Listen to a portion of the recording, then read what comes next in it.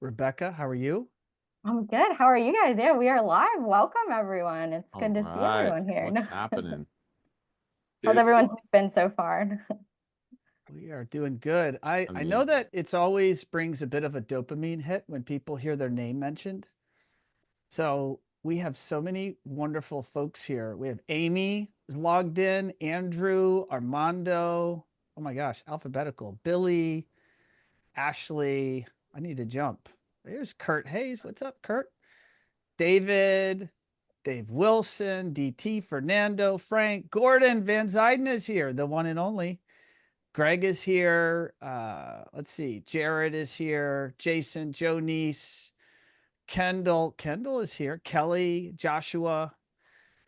Fellas, we have a lot of Yep. awesome folks streaming in here, coming in at a rapid pace.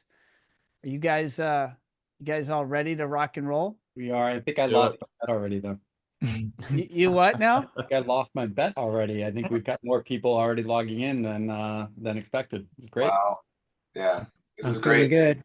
I'm feeling good.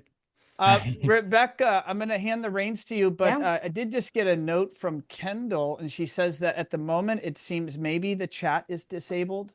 Check the chat. It looks like on my end that everything is open.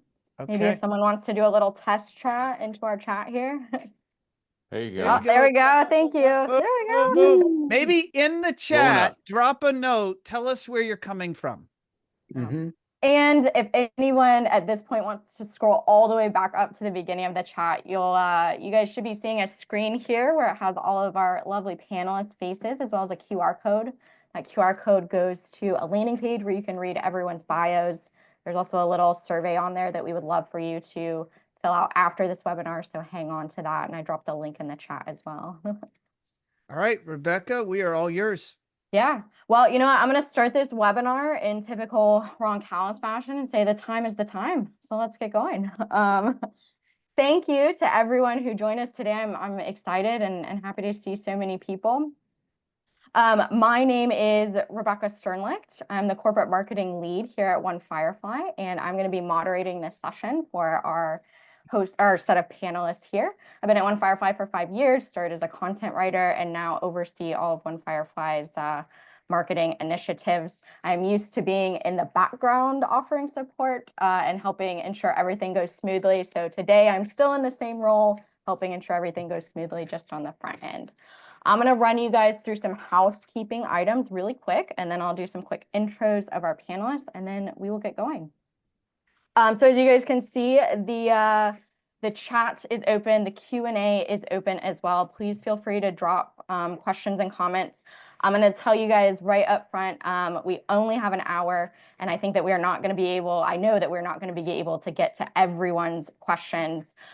We actually asked all of you if you would be willing to pre-submit questions on the registration link, and we received over 50. So what I have done is my very best to take all of those questions, pick out frequently asked questions and common themes, and put those together so that you guys get a really valuable session with our panelists out of it. But please feel free to drop any questions you have. We will collect them. We have read all of them that have already been submitted, and we'll do our best to get you guys answers, even if it's not on this session. At the end, also, we will ask you if you would be willing to fill out a little survey form for us. And on that, we do have a question. If you are interested in us doing a second session around this, please let us know and put any questions or topics that weren't answered there for that. And if we have enough interest, then this group would be happy to come back and do another session just like this. All right, so let's get into our panelists, who they are. I know you guys have been hearing a lot probably recently from your manufacturers and other people in the industry. This group is a group of very experienced entrepreneurs, business owners, service providers in the space. So they are here to offer their own unique lens and perspective on everything that's going on right now in the economy and what to expect in the future for this market. So let me go ahead and introduce you guys to who we have here. I'm going to start with someone who I work with very closely every day, and that is Ron Callis. He's the CEO and founder of One Firefly, and One Firefly is a marketing agency working in this space. We also provide hiring services through our more recently launched business division, Amplify People. So we also have Matt Bernath, who's the president of Vital. Matt at Vital provides financial benchmarking and business insights to help dealers like you optimize your margins and drive more growth for your businesses.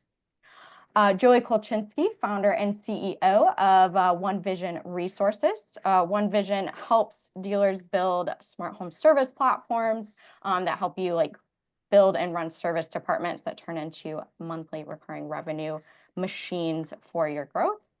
Josh Christian, CEO of HTA, Home Technology Association, really setting industry standards and certifying top integrators and helping dealers connect with homeowners, and as well as the design build community like architects, builders, and designers to just elevate industry standards overall.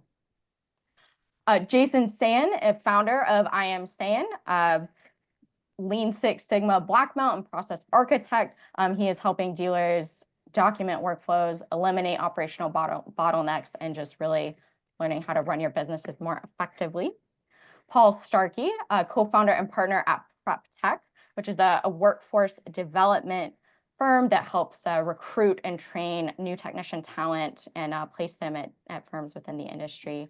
And then last but certainly not least, we have David Warfel, founding designer at Light Can Help You, as well as Mark Langston, partner and chief lighting advisor at Light Can Help You. They are a lighting design firm partnering with dealers to deliver beautiful lighting design solutions to the industry. All right, guys. Well, I'm going to go ahead and stop sharing the slide screen right now so that we can get into our Q&A. And I think let's go ahead and kick it off.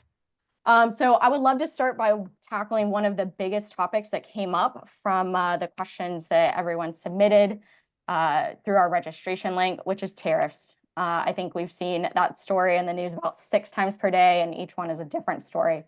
So a lot of uncertainty, a lot of noise around tariffs right now. So I want to pass the mic over to Matt, and let's start talking about as we see all of these tariffs, these new pricing changes coming down through the industry, what are some key financial indicators that dealers should be monitoring closely?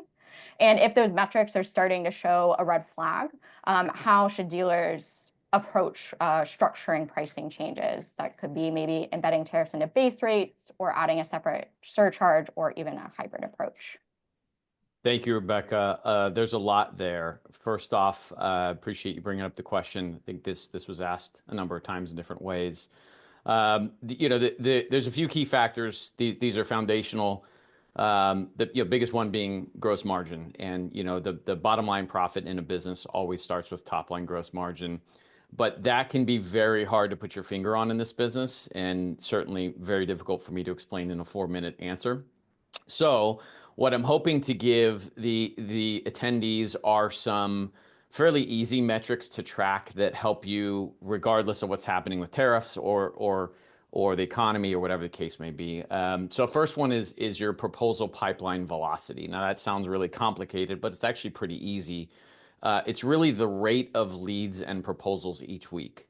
So it's fairly easy to track these things. By the way, most of these metrics you can get from very simple tracking methods. So it's like, hey, how many leads did we receive this week? How is that compared to prior weeks?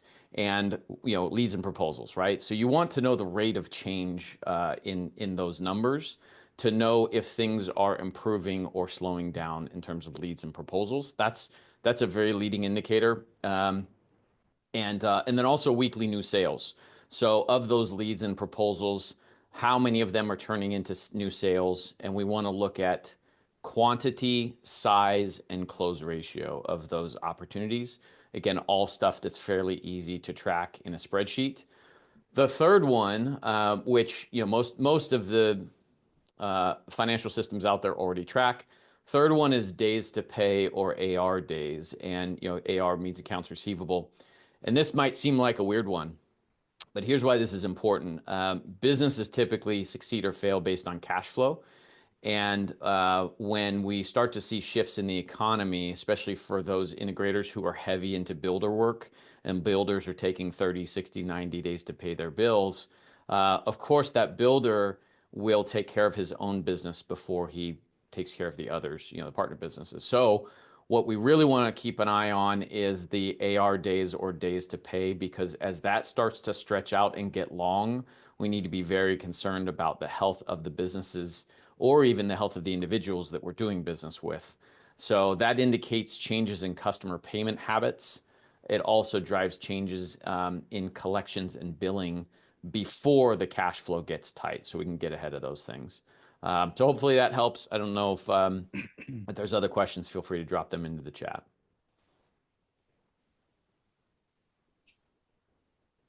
Excellent. Thank you, Matt. So sticking on that same subject of tariffs, I want to take a little bit of a deeper dive as well, and turn the mic over to David here. So talking about like a specific how tariffs could impact a specific product category.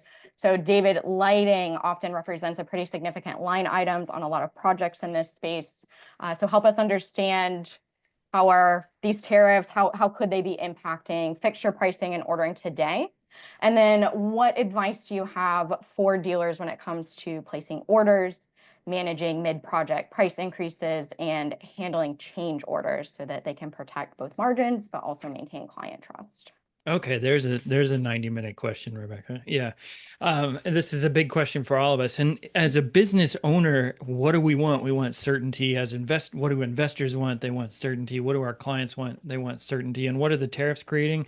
Uncertainty. But they're not the only thing that creates uncertainty. Recently we've dealt with a pandemic that created uncertainty. We had supply shortages that created uncertainty. Wars create uncertainty. Even elections now create uncertainty that all then drive consumer habits or drive customer habits. So whatever the issue of the day is, and right now it seems to be tariffs, the question I think maybe is, how do we navigate uncertainty? And I would argue that what's worked for us has been honesty and flexibility, a combination of the two. And honesty, let's recognize that this isn't easy stuff. It just got harder for our customers to buy light fixtures. Many of them probably are watching their net worth go all over the place, and that's causing them concern.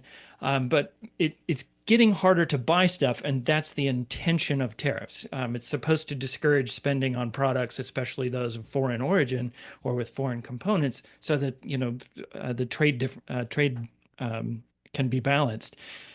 That's the point. So we don't want to dance around it. We don't want to pretend like it's not supposed to do that. So don't BS, because most people they've got a BS-o-meter and they can tell when you don't know what's going on or when you're just trying to BS them. So let them know you're doing your best. Most of them will realize that it's a bit difficult to predict anything because, just as an example from us, last week we decided we're going to add 10% to our fixture estimates as a contingency, as a bigger contingency than we've ever carried, just for this reason. And we announced that to the team on Monday, the same day we got the news that there's a 90-day reprieve on some of the tariffs, not all of them, but some of them. So the fluidity is impossible to keep up with. I'm not changing that contingency. We're keeping it in there. So we're at a 15% contingency right now, just because of what's going on. And I want to keep it that way because tariffs can change instantly without warning. And of course, as you know, some manufacturers are raising prices. Others are adding, tariff surcharges. Some are saying we're going to raise the prices on this day. Others are going to say they're raising it on that day.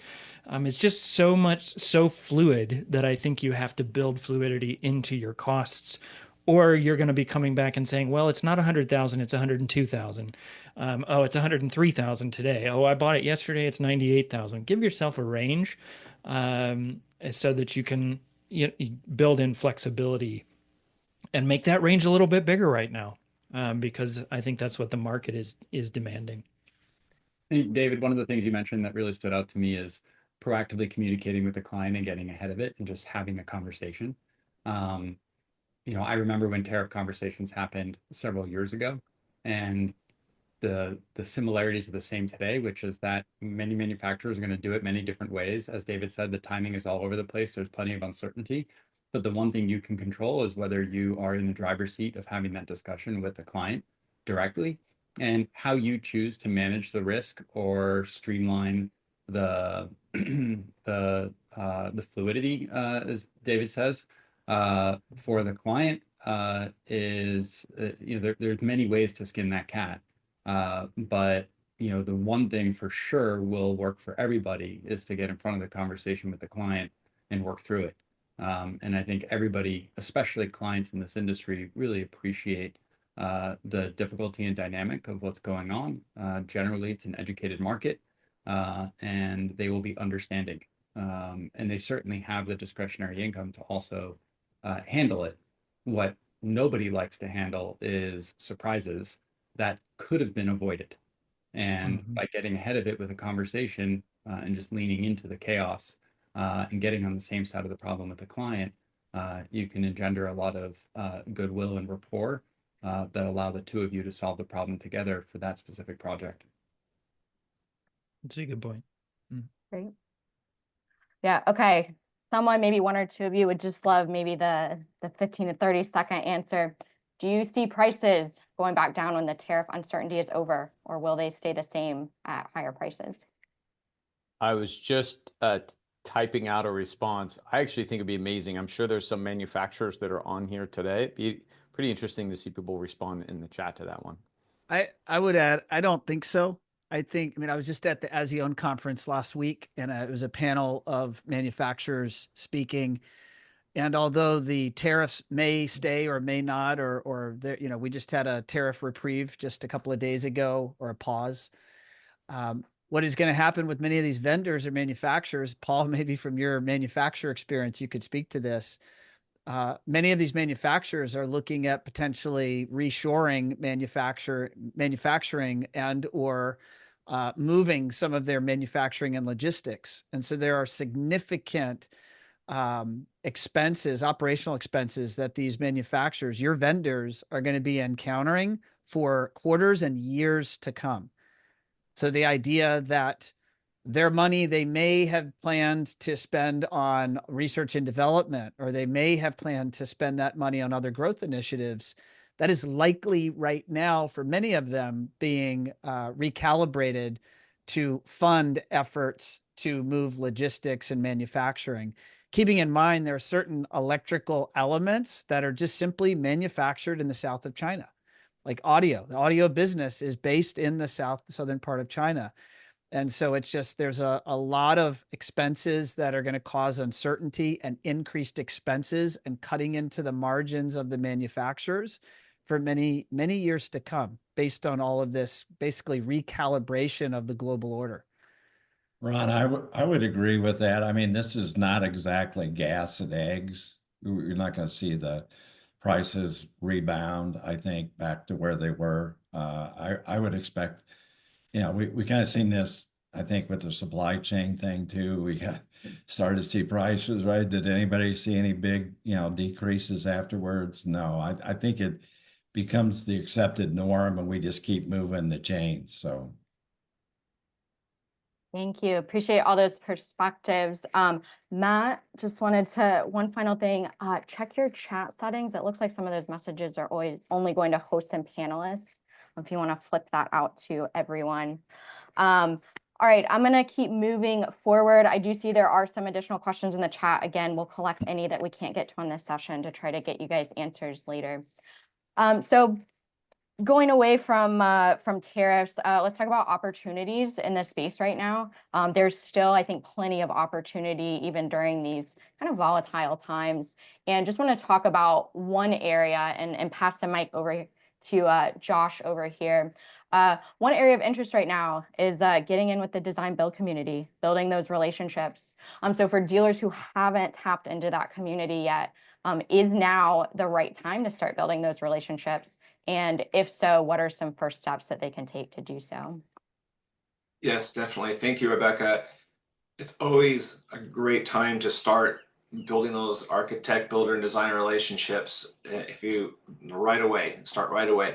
And it's interesting to see that the integrators that have these relationships stay more stable through ups and downs. Like we've been talking about, there's ups and downs of happening all the time. It's tariffs are the talk now, but whatever it might be, those integrators that have those solid relationships have a much bigger net of leads that are coming in. You build a great relationship with one, and I'm going to call them trade partners here. They become very loyal to you. I worked at a firm out in Los Angeles for many years, and we weathered the the recession without having to lay anybody off because we had such great relationships with those folks. Yes, business goes up and down, but that net is wider. Interesting statistic from Matt here from Vital, and that in his statistics that he's seen with integration firms that kind of hit a ceiling of about $2 million and can't seem to break through that. The ones that have trade partner relationships and referrals are the ones that break through that 2 million. So that's an interesting stat, and thank you for sharing that, Matt. So to get started in this, the first thing to do is go out there and meet these folks in your local community. And I'm doing a webinar about this next week. The HTA is, so this is going to be, was going to be a members only webinar next Thursday, but we'll put on our social media and open up to everybody to kind of get into some more details on where you go out and find those folks. But what I want to share with you today too is just a couple cheerleading things and a couple things to keep in mind that, and this is like years of experience baking it down into a couple key bullet points, but know that when you go out, and especially when you're talking to architects and interior designers, they think of you as just a subcontractor, as someone that comes in late in the process. But we all know here that you're heavy on the design side. There's a lot of pre-planning that needs to go on, and ideally you're going to be part of that early design team with whoever it is, the architect, designer, builder. You want to be at that table early. What's called the schematic design phase of the project, when they're very in the early conversations of what this home's going to look like. So knowing that, you can now position yourself and message yourself, and this has to do with the way you present yourself to them, and also how you speak on the website, on your website, that you are proactive, that you want to be part of that design team, that you work with their drawings and you add to their drawings, and that you collaborate with them and share what's in it for them. Because I speak literally to thousands of architects and designers and builders have been doing this since 1995, and their perception of our industry isn't not good. And the professional side of the best integrators out there do such great work, and they're such collaborators. So you want to be in that top rung, and how you do that is what's in it for them. What's in it for you, architect, designer, builder, work with me early. Not so much me. I got the best brands, the best programmers. Everyone says that. But when you say this is what happens when you work with us, we can help with the space planning and make sure that everything that is visible, any technology that's visible in this home, I want to get your buy-in on there, the televisions, the speakers, the keypads, and show that you care about the aesthetics. That is a refreshing approach. Show your drawings. If you're not doing drawings and design and engineering now, that's something that you're going to want to do, especially get that in place before you go out and talk to these folks. So those are a few tips, but really speak up your design and consulting phase of what you do. And when you do that, then you are showing yourself as a designer and not just a contractor. It shouldn't be this way, but the reality of life is that contractors are not respected as much as designers and consultants. So you are a designer and consultant, speak that up. And another thing is lead with lighting and shades. Don't talk about audio, video, and controls with these folks, because every project, the architects and designers care about lighting and shades. Once you get in the project, all the other stuff comes back in it. Rebecca, can I ask Josh a quick follow-up question there? Yeah, absolutely. Josh, we at One Firefly are certainly hearing a chorus of integrators saying they want to start building or forging new relationships with the design trade space, designers, interior designers, architects, custom builders, and other trades. How much time does it take for that to really result in traction? That could take, you have to have the patience in there. Now, getting into the webinar we're going to do next week, some of the stuff that HTA is doing is designed to compress the time it takes from meeting that person and getting them to refer you, but it could take years. So you can't just start this tomorrow and expect, here's a set of plans. You have to build the relationship. It's very much a relationship-based business. So get out there and start meeting these folks, and don't annoy them, but stay on their radar. And they'll start, once they start seeing you as a trustworthy person, then you can compress that time down. But going back to my past, this is pre-HTA days as an integrator without any without the knowledge I have now, sometimes it took a couple of years to turn somebody into a referring partner. And by the way, it works because DSI still has those relationships. So put the time in. But if you want to compress it down, the webinar we're doing next week is talking a little bit more in depth about this, about how you can get the trust factors out there much earlier, because there's a distrust of this industry. So whatever you can do to build up the trust that you're a safe bet will compress that, shorten that time that it takes or get them to refer you. Yeah, Brett just made a comment in the comments section. He says it takes months and years of planting seeds and having conversations with industry folks. So very much validating what you're saying, Josh. I'll just add to that. In my previous life, I was a CEU instructor and got in front of an architect with one of my integrator partners and just did a lunch and learn. And we got projects right away. And so that doesn't happen often. And many times it does take months and years. But the integrator really canvassed the space and found the right ideal partners in the area. We set up a lunch and learn, price spent $500, and they just had a project that they needed someone on immediately. So you never know. The point is you got to get out there and try. Fantastic. Great conversation, guys. Appreciate all those perspectives. Can I add one thing in there real quick, Rebecca? Of course. I think one of the things that I see a lot of our integrator partners do is they start off small with small firms, and those small firms don't have very many projects. And so it's a lot of education, and then it's a long time till they actually have a project that comes in. So don't be afraid to start bigger with a firm that has multiple designers so you can get projects more quickly. And, don't have to put your toe in the water, jump in. And you've got, great team here to be able to help you, this whole group you have here.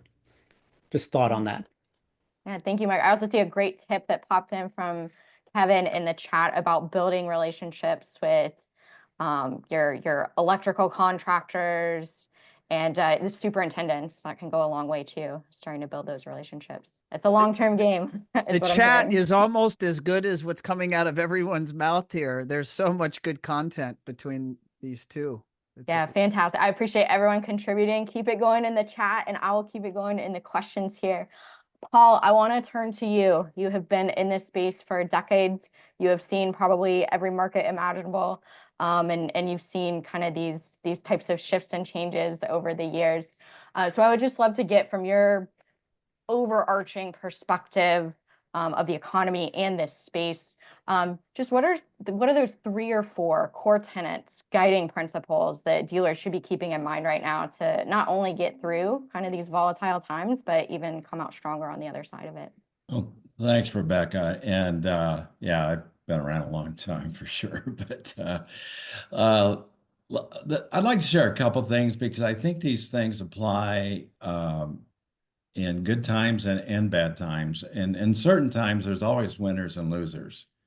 And I think the difference is clearly between those that kind of accept the norm or the average or follow the group, and those that put the effort in to stand out.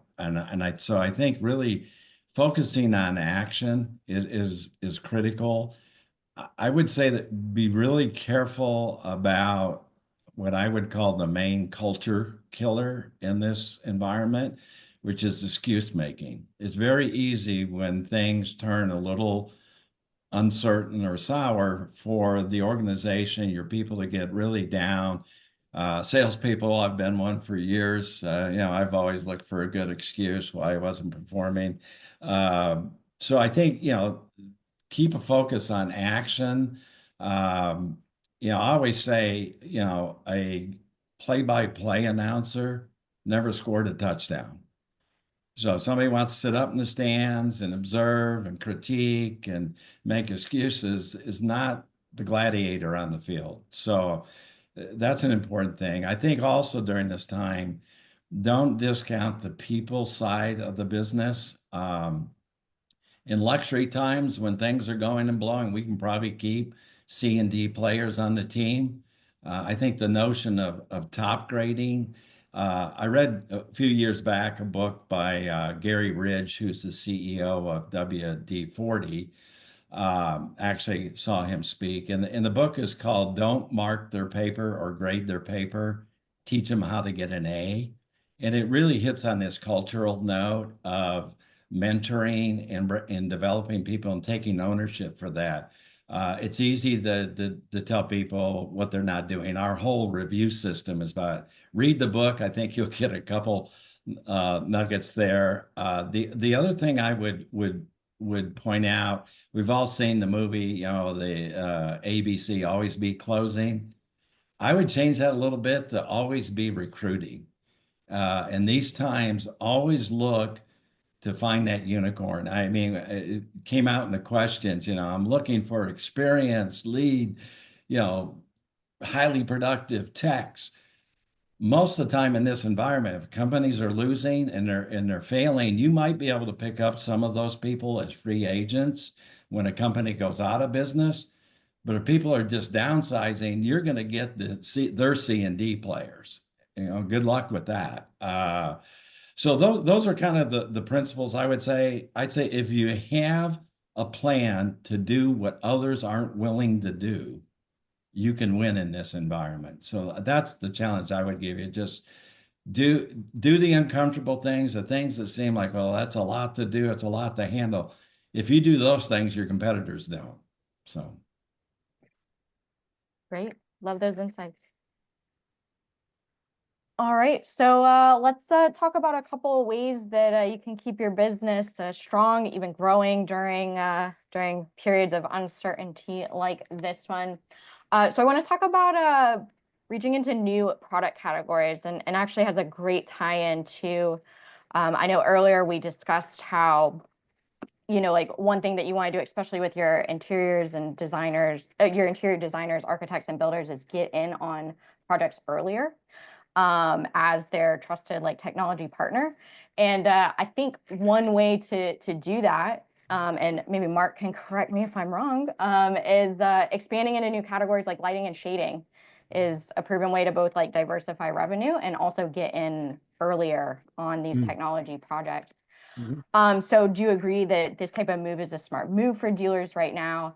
And if so, how can these dealers be positioning themselves with this product category to get in first? Well, I'll start off with agreeing with you. Yes, I think it's a great place to be able to do it. And David and I've always thought that really the lighting would take off whenever there was a down economy, because people would need to go wider and be able to do more things.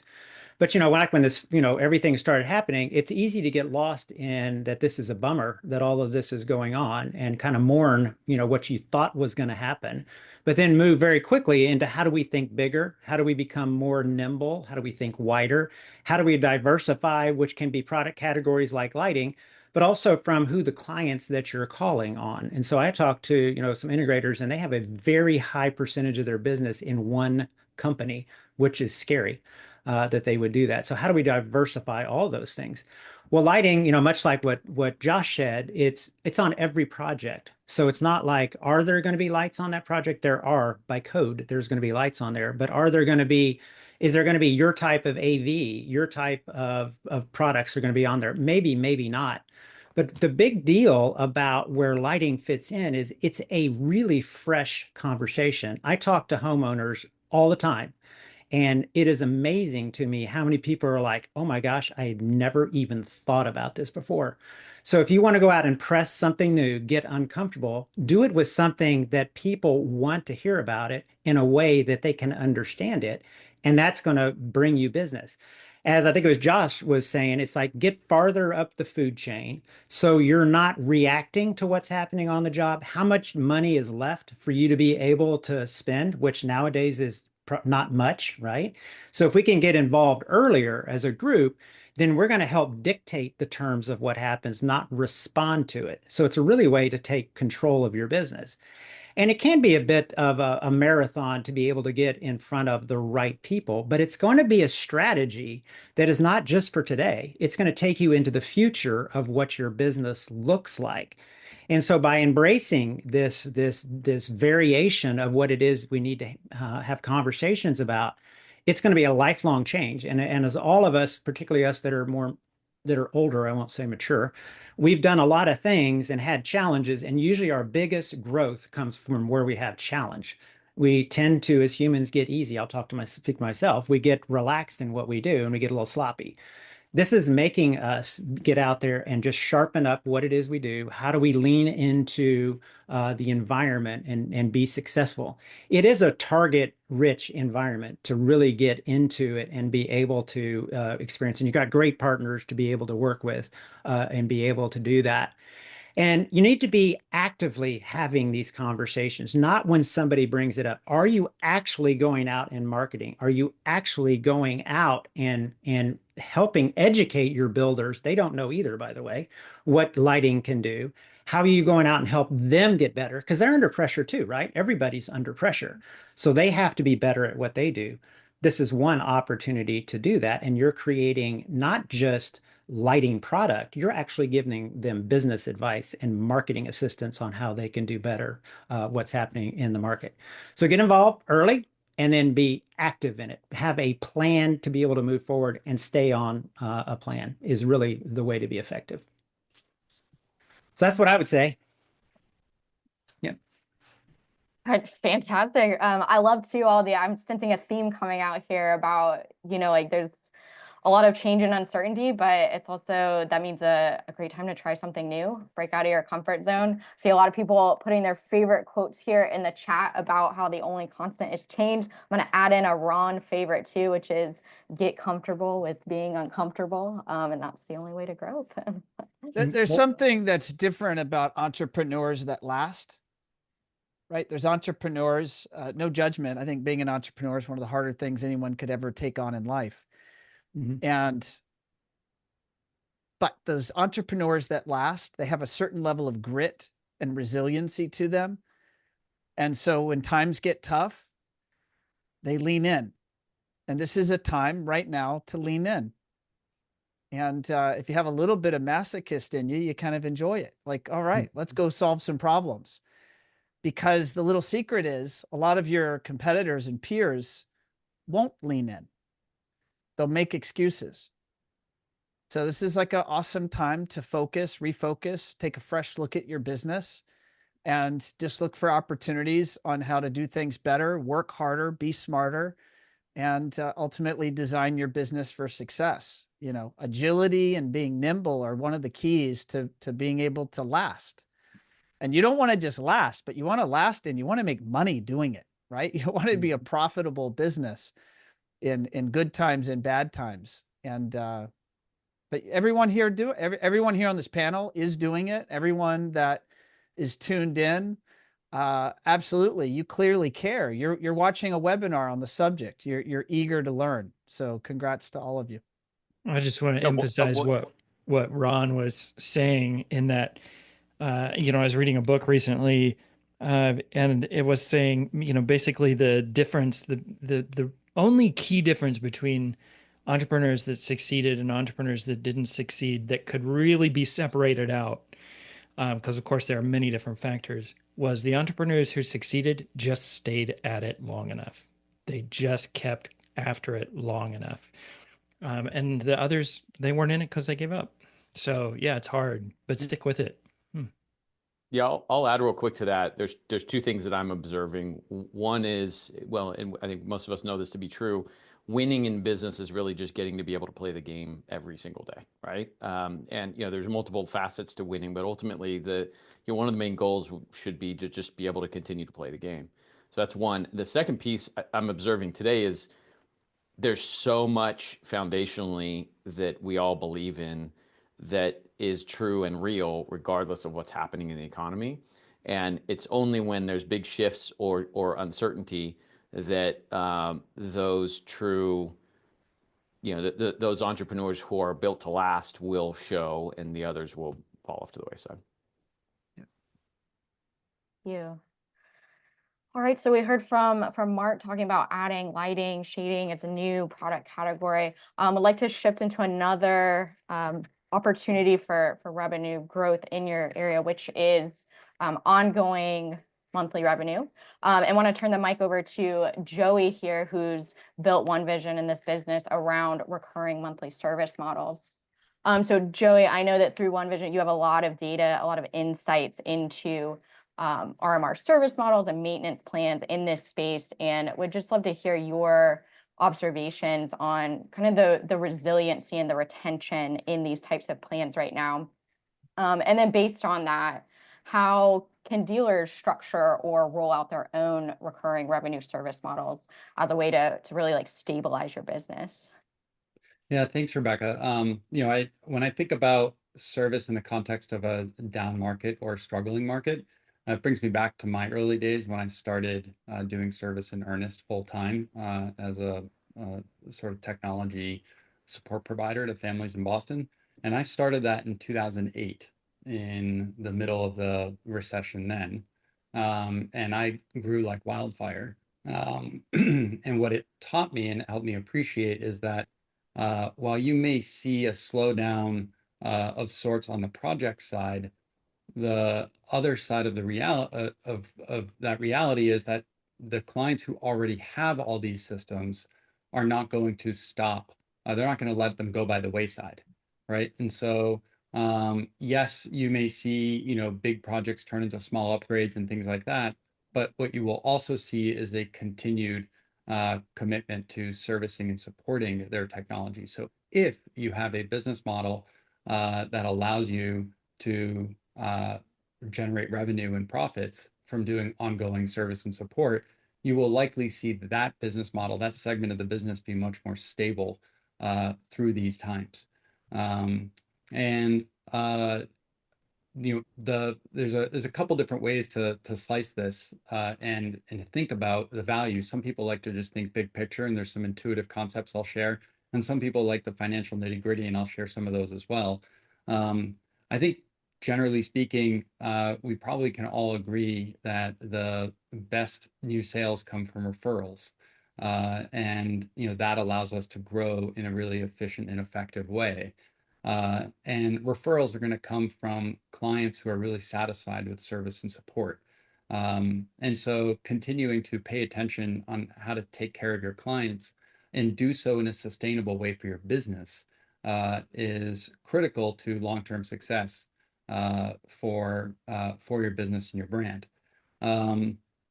But that doesn't mean that you have to struggle through it, right? So, I was taught long ago that when I was once really frustrated when a client called me at 9 o'clock at night and I got pulled out of a movie. And my brother asked me when I came back in huffing and puffing, and he was like, how much would you have to charge so that you would actually smile and pick up that call and not be so frustrated? And it was a really big unlock for me. And it helped me actually very shortly thereafter get to a place where I boldly raised my rates to $300 an hour. And I was like, man, like $300 an hour, I will be stoked to pick up that call every single time. And I'm not saying that's the rate that everybody should charge. I'm merely describing the mentality that I believe you should have to start to look at your service department with a smile and want to invest in it on behalf of your clients and your business. It's just a way of flipping the script for yourself. You don't have to be a victim through this process. Your clients clearly want something. They need something. They need your availability. They need your support. They need your expertise. They need your responsiveness. Yes, those are difficult things to do. And there are maybe some solutions out there to do them, whether it's with our company or others, or even internally within your own team. But the question is, are you going to lean into it and see it as a source of growth and profitability for your business in service of your clients? Or are you going to see it as this thing that you have to keep up with and you just have to do? So to share some numbers around this, and I'll lay out a couple concepts. One is lifetime value, and another one is retention and sort of net revenue retention. And lifetime value is thinking about what is the value of your client over the course of their entire span with your business. And that's really important to think about, I think, in this industry, because we typically just think about the value of the project. But each of you can probably run through a little exercise and ask yourself, okay, if I succeed with that project, what will service look like on an ongoing basis? How many billable hours will they generate on a monthly or annual basis? How many upgrade projects, and what will those be on a regular basis? How many referrals might I get from that client? And you can put dollar values to that. And that's the true lifetime value of the client. And when I've run these analyses along with our partners, I've generally come to the conclusion that the lifetime value of a client, if you do service the right way is 2 to 3 times the size of the project itself. And let that sink in for a moment, right? So if we do service appropriately and properly, then when we are going for a $30,000 sale, we're really actually going for a $60,000 to $90,000 sale lifetime with that client, right? So that's one thing. Another element to consider is, and by the way, a supporting element to that is that our average across our hundreds of partners that we have around the country, we help facilitate their support subscriptions, and you know, they build support subscriptions using our tools and our services, and then they sell those to their clients. The average value of a monthly support subscription for remote support and other benefits is $120 a month. And that is up from $80 a month about 5 years ago. The flip side of that, by the way, is that the churn on this is roughly 10% a year, which tells us that your average clients can actually stay with you for a decade. So just on the recurring revenue alone, we're looking at an additional, on average, roughly $14,000. And that's just the recurring revenue.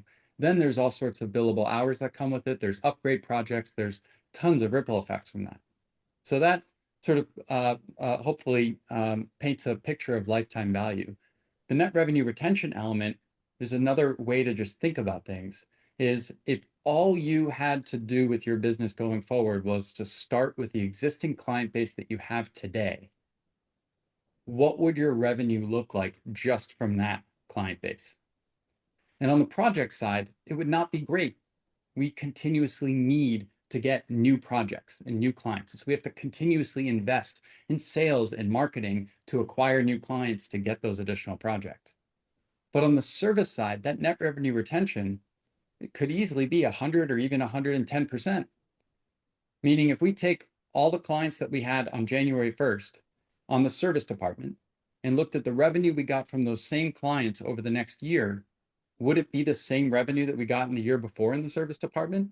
And if you're doing service right, it totally could be the same, which is to say that you can have a very consistent and even possibly growing revenue stream if when you focus just on your service department and executing it properly. And so lastly, I'll close with, what does it mean to execute on it properly? First, the key to appreciate is every company is at a different stage in their life cycle. Some are 50 plus employees, some are just 1 or 2. How are you going to do service? And I'll go back to what I started this conversation with way at the beginning, and I'll say it's about leaning into the conversation with your client. So figure out and get comfortable with what you are willing to promise and commit to your client. Again, there are ways for you to commit beyond what you can just do by yourself. Sign up with a service like ours, you can do 24/7 support. But if that's not your jam and you want to commit to providing 8 a.m. to 8 p.m. support, that's cool too. But identify something, put it down in bullets or in writing, and provide that commitment to your clients. Because what I suspect your clients will want more than anything is to know that you stand by your system, your product, your work, and you will be there for them, even if it's 8 a.m. to 8 p.m., Monday to Friday, or whatever it is. And if you start with defining that product, you can now put a price on that product. And trust me, most clients these days expect some price for ongoing service and support. And I would argue that most would be surprised if all you did was propose a project with nothing following on afterwards. And dare I say, it might even be a red flag for some. And so the most valuable clients are likely going to be the ones who actually really appreciate that ongoing service and support is worth something. So I hope that's helpful, and happy to take questions now or follow up after if there are any questions in the chat. Yeah, thank you, Joey. Great answer. I think, guys, Joey will be available if you want to drop some follow-ups in the chat. Love all those stats that you shared. That was fantastic data. Let's move ahead. Jason, I'd like to turn to you now. So let's say a lot of these businesses are, people here on this webinar are probably looking at making pricing changes or service changes right now. On the day-to-day, what is the best way or your advice to start operationalizing those changes, any changes that they're making across proposals, across contracts, project teams? And do you have any advice for people who may need to be like restructuring pricing contracts mid-project? in a way that maintains client trust? Yeah, so a lot of times when we see our companies grow and scale, right, it breaks operations, but those cracks that are forming get exposed when we have things like this happening, right? Those of us that are around during the recession in 2008, right, we had this growing business, and then this economic event and change, like just put a spotlight on all those operational gaps. It happened during COVID as well. And the same thing's happening now. And so as it relates to price changes, there's three operational gaps that I see that always are affecting integration firms. And this is going to put a spotlight on them. So one is like a proper handoff from sales to production. If you don't have a proper handoff where sales is handing over the project to production, reviewing scope of work, making sure you have documents, to what some of the other points that others were saying, which is like getting in front of it, it's going to amplify the problem as it relates to tariffs, right? Because a product was sold and it was put on a proposal, and now there's a tariff charge, right? You can catch that in that handoff. But you should be doing that anyway. So if you're not, put a handoff meeting in place, even with a loose agenda, to just get the team to sync. The second place where that gets caught is weekly production meetings, right? Or bi-weekly meetings, sitting down with the team to find out what's the status of the project, what's left to get completed, what phase do we have coming up next? Are there outstanding change orders? This should be happening already, but if it's not, putting tariffs on top of it is just going to magnify it. And then the other one is just specifically on change orders, right? Making sure someone has ownership over the change order process. And again, with tariffs being overlaid on top of that, it's just going to magnify the problem. And then specifically around, tariffs in general, what is your process in place currently? Is there someone that's responsible for managing communication? So we find out there's tariff, increases coming from vendors. We get it from our manufacturers reps. Do we have a spreadsheet that kind of captures all of it? Tariff, no tariff, what's the tariff? When is it coming into effect? And then bringing that into those weekly meetings to then align and sync all those checkpoints and all your payment schedules. We just finished pre-wire, and typically we're going to invoice for product and equipment at that point. Who's responsible for updating the status so we can send out that invoice, and then who's responsible for communicating that to the clients. Again, if you already have these things in place, like a change order process, a proper handoff, and a weekly meeting, it's easy to bring in the tariff conversation and just get in front of it. Because if you don't, it could potentially bury you with what's going on. Thank you, Jason. That was awesome advice. I did see someone popped up in the chat asking about the recording. This is being recorded, and I will send this recording out to everyone after this webinar. So no worries, you'll have a chance to rewatch it. Ron, want to turn over to you now and just talk about, I know you spend day in and day out talking to dealers about their businesses, about what they're seeing growth and in the industry. So would love to get your take on what you're hearing and seeing about the impact tariffs are having. And then also, what should dealers be doing right now in order to stay visible and keep bringing in business? You're on mute, though. Go. I'm that guy. So I first of all want to commend all our panelists here. Such awesome content. Well done. In terms of tariffs, I'll pull out my magic 8-ball here. I think the cost increases and the volatility are likely going to be here for the foreseeable future for reasons that we've already discussed. Manufacturers have increased costs. They're not likely going to pull back on their price increases. And so the dealers really need to accommodate the strategies in the way they're designing their proposals. There could be price increases every few weeks for the foreseeable months and quarters. It is possible. So it's appropriate to plan ahead and be thinking of what is your price lock on your proposals. Are you ordering high-risk SKUs in advance or trying to ultimately protect your bottom line? So those are smart things to consider. The other thing, when you have periods of volatility, you'll usually notice it because the stock market starts to do weird things. You could look at, Fed rates, you could look at mortgage rates, you could look at inflation. When you have periods of volatility, a lot of times the luxury consumer that many of you are selling to won't necessarily cancel, but they'll pause, right? So they'll pause, they'll observe. The reality is they're good financially. Many of these luxury consumers make money when markets go up and when they go down. Life is not fair, and that's just a truth. But what they will do is they'll pause. And so if they pause, it means there's some point where they unpause. And that means a flood of work. And that equally has stresses on your business. And that will also be happening at some point. I can't tell you when, but it's important to be mindful of that. And where it gets really tricky, as Paul mentioned already, is when it comes to labor. So some of you might be operating lean in terms of labor, and then there's going to be a flood of work, hopefully, maybe. And how do you handle that? And so obviously what would be better is to not, ride those peaks and valleys, but to be able to operate more in the middle, in the mean. So that's just something to keep in mind. And admittedly, the mid-tier customer is slowed down, or I won't say they paused, many of them canceled or have severely value engineered their projects. And there will, anyone that's been in business long enough know nothing lasts. So what goes up goes down, and what goes down goes up. So those customers will be back. It's just a matter of when, and making sure that your business is set up to succeed. As it relates to marketing, step one, I'm just going to restate a theme that you've heard here, and that is that we want you to control the narrative, particularly as it relates to pricing, tariffs, uncertainty. I'm going to mention this dirty word. This is marketing. This is you actually out there communicating with your customers in a proactive way. That is both your salespeople, you, the owners, but also through could be through social media, could be through you, the owner, recording a Loom video and sending that out to your active prospects or even your entire customer base. Just letting them know what's happening, how your business is handling that. That's a very positive, proactive tool and method that you could implement. And your customers are going to trust you more when you're a great communicator, and that's ultimately going to lead to growth of your business. Additionally, you want to look at the sales detail, and this gets into maybe some of Matt's sales training that he offers, and that is that customers are purchasing with emotion. It's an emotional decision to purchase, and they're justifying with facts.